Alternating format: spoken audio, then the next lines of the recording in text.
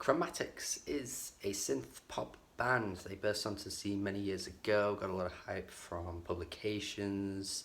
Their Kill for Love album got a lot of rave reviews. They seem to have been very quiet since then though. That was like 2012. They did some work on the Twin Peaks revival series soundtrack, which I haven't yet to see or hear, so I can't really comment on that, even though I did start Twin Peaks and I just never finished it because I'm just so shit with finishing shows. I can't watch TV shows when it's so hard, I don't know why. What I will say though is that I never really found that much out of Chromatics' music. Always thought it was a bit bland.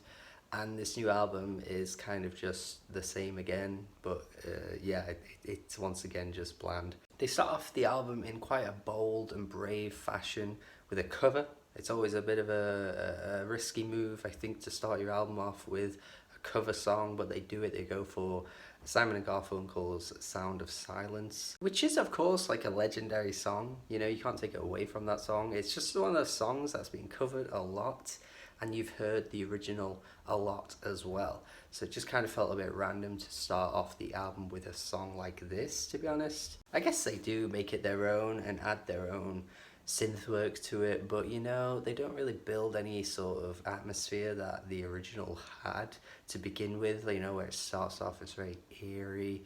Chromatics aren't very good at building an atmosphere, I don't think, on this album. Chromatics across this whole album play it very, very subdued.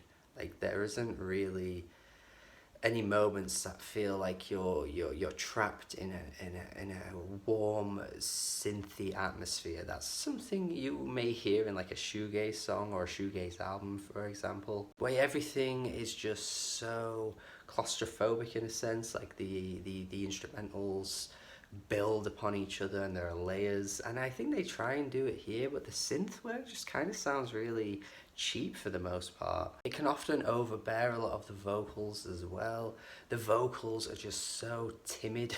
Like, they're just so tame across this whole album that you just cannot latch on to anything that this vocalist is saying. She doesn't exactly have the strongest set of pipes on her, but not that she needs to, but she at least needs to match the instrumentation. I just don't feel like she does. She gets buried all the time. But it also just gets very monotone as well, because she sings very similarly on every track, and it gets quite boring quite quickly. And the issue with everything moving at such a slow pace makes this album feel like it's going on for like an hour and 10 minutes, which I think Kill for Love was. I think that was a really long album, and it definitely felt it. But this album's like 45 minutes, and it still feels like it could be well over an hour. It often feels like two different albums are going on at once. Like, she's singing for a different band. Like, her vocals are just so out of place on tracks like Twist a Knife, where you've got these like buzzing synths and it's almost ready to like kick in and get this really energetic vocalist coming on, and then she kind of just comes on like